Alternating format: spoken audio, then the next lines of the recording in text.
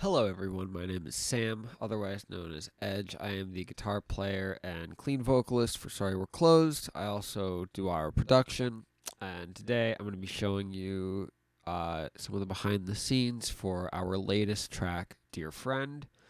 We're going to start here with a couple old demos to show you where this idea came from. Um, Originally, the working name for this song, as you can see here, was called Right in the Feels, and the original version sounded something like this. I don't have the version 1, but version 1 and 2 were just about the same with some minor tweaks.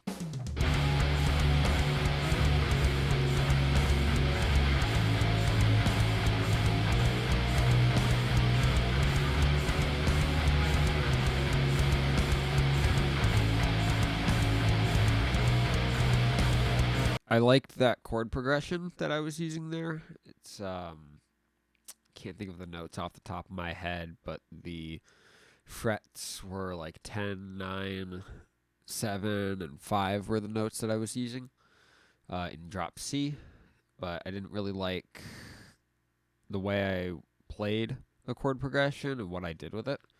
So I experimented some more. There was a version in between these two that was an extended version of version 2, and then we got to this.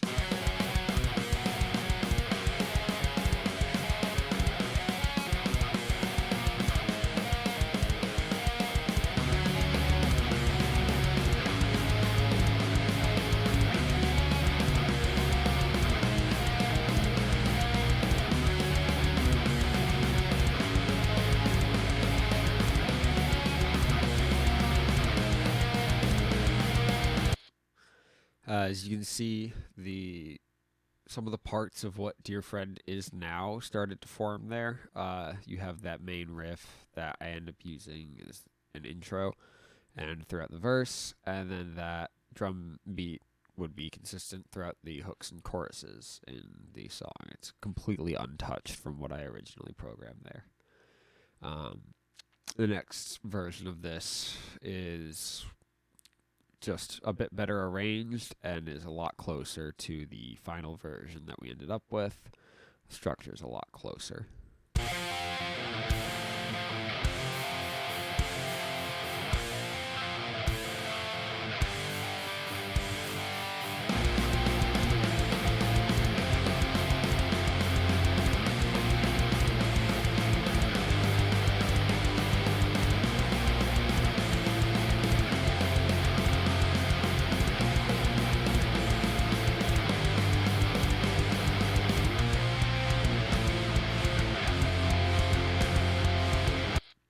So yeah, about version 5 of writing the track is when the structure started to take form.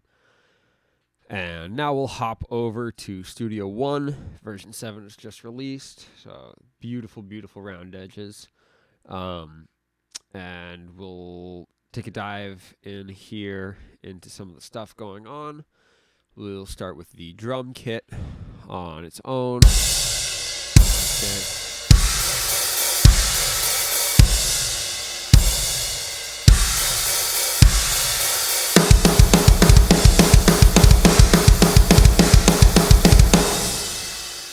I'm using the Get Good Drums Architects One Kit Wonder kit, using the just arena filler preset. I believe there a little bit of. Actually, I don't believe I tweaked any of this. So the drums are, pretty much raw. Out of the box with Get Good Drums, you get what you need. In the inserts on it, I have a just general drum bus EQ, a compressor to just tighten up the audio signal that the MIDI outputs, and then this plugin called Mix Verb, which I haven't totally figured out what it 100% does yet. I know there's a gate and a wider, and this, I believe, is some kind of delay reverb mix. but it really fills out the sound of the drum kit using these 3 specific presets I have put on. If I go ahead and just bypass the inserts altogether.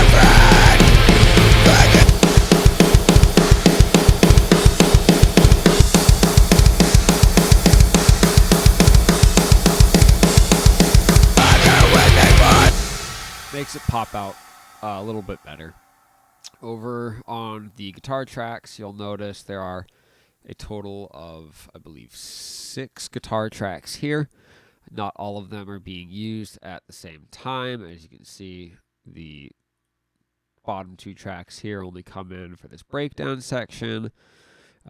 These first 2 main guitar tracks are running Archetype Nolly, the 5150 amp simulator that he has.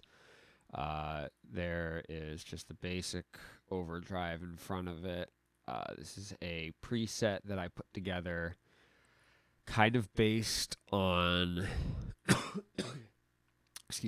kind of based on what was shown off by, I can't remember the name of the producer, but they used Nolly for Holy Roller by Spiritbox. And their producer, during an episode of, I believe it was Nail the Mix, showed off the preset that he used for the guitar tones. I copied it and tweaked it to fit a little bit better, even though it's still called 7 Metalcore in the preset name.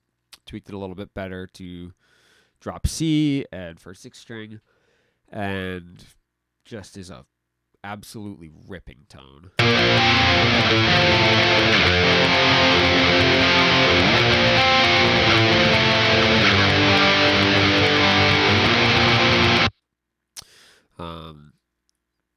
You can see here the second guitar tracks for each one are using a different instance of Archetype Nolly. I call this like a Touche Amore style tone.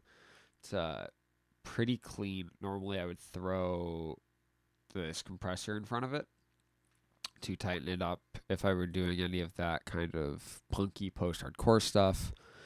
But without that, you get a very clean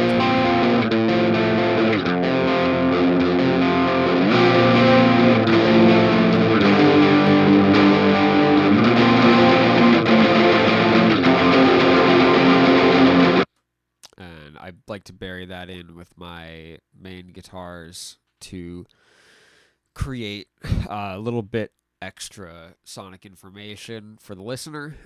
Having that cleaner tone in there that's not as distorted helps the listener's ear pick out the frequencies of the notes that I'm playing and be able to hear those notes more clearly, and it just pushes the overall guitar sound through the mix a lot better.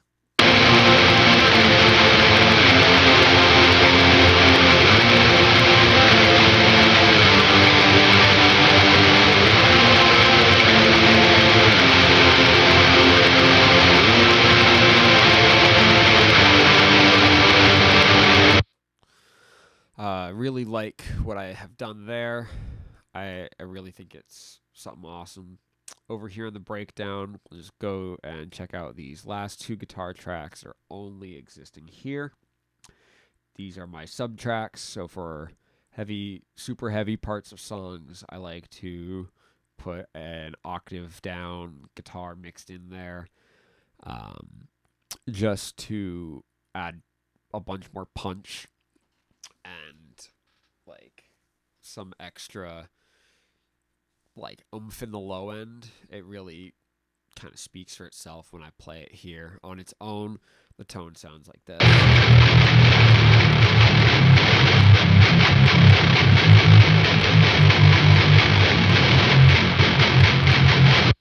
Super heavy. Mixed in with our main guitars, sounds like this.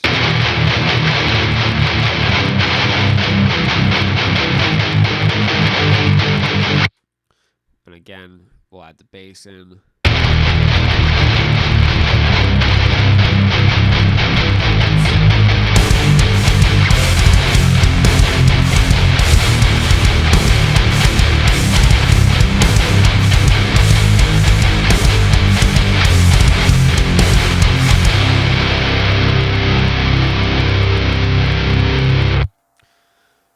hopefully that allows you to kind of see the way that I have built out the soundscape for this breakdown. Next, we will look at the bass. Oh, really quick, before we move on to bass, I'll talk about guitar EQ. EQs for each tone are going to be just about the same. And I believe between all of the archetype Nolly stuff, it's exactly the same. Yeah, just about exactly the same on all 6 guitar tracks. Just an overall kind of flattening of the sound. I like to have my tone coming out of the amp simulator sound as finished as possible. So any important EQing that needs to happen will happen on the EQ band here. We'll jump into bass next. Here we're running Archetype Parallax X. I'm using Dave Otero's, I believe it's the Grit here. I just have it saved under the name Davey O to be able to access it from the user folder a little faster. I run 2 instances of this on 2 different tracks, but on the second track, if I open it up here, you will notice that the cabs have been completely bypassed, as well as literally the entire amp. The only reason I have this on here is because I recorded the bass track on my Ibanez 5-string bass, sitting right over here in drop A, and then pitched it up to drop C, just a couple semitones. And honestly, I don't think you would even be able to tell if I didn't point it out. It sounds absolutely fantastic.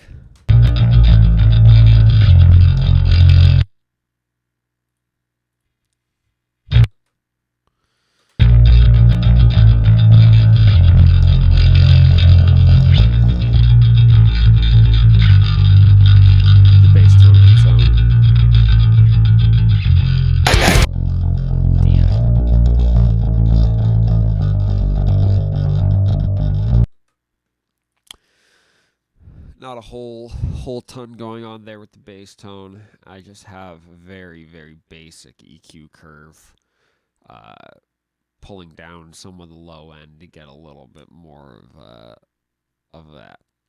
I don't know how to describe it, but I call it glassy, cold style of like bass tone, and then there's just a push right here around 3K that adds a little bit more to that tone that I'm looking for. I have that running on both bass tracks, and all it does is just tighten it up a little more. We'll move down over to vocals next. On my vocals here for the hooks, and any backing vocals I have, I just have this little compressor on. Some minor tweaks have been done to it. And then there is the EQ curve, not doing a whole lot. Again, for Trent's vocals as well, because his low scream sounds very similar to mine in some ways. I can use the same EQ and just tweak the compression a little bit, and it comes out sounding very nice and full. I'll play you a little bit of the full mix with vocals added in.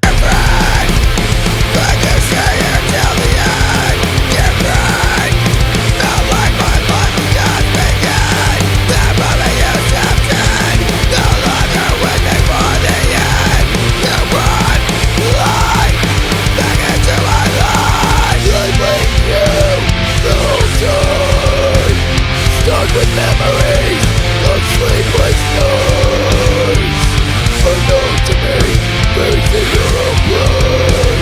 I don't know where I was in a minute. I'm dying from a tantrum. Dear friend, I like to also point out really quick the risers and the bass drops. And the way I use those, I use these to add and release tension throughout different parts of the track using kind of like this thing here at the beginning. Letting the riser hit right into the bass drop just adds a little extra tension before letting it release into that first hook when the vocals come in. Down here in the breakdown, there is a bass drop just to like let you know it's time to start swinging.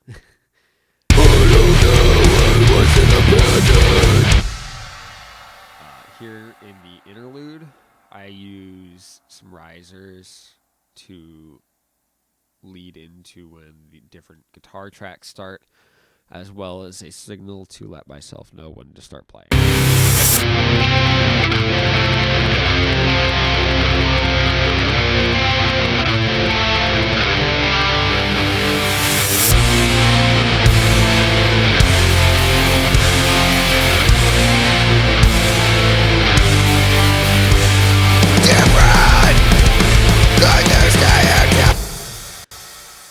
That's just about the whole song.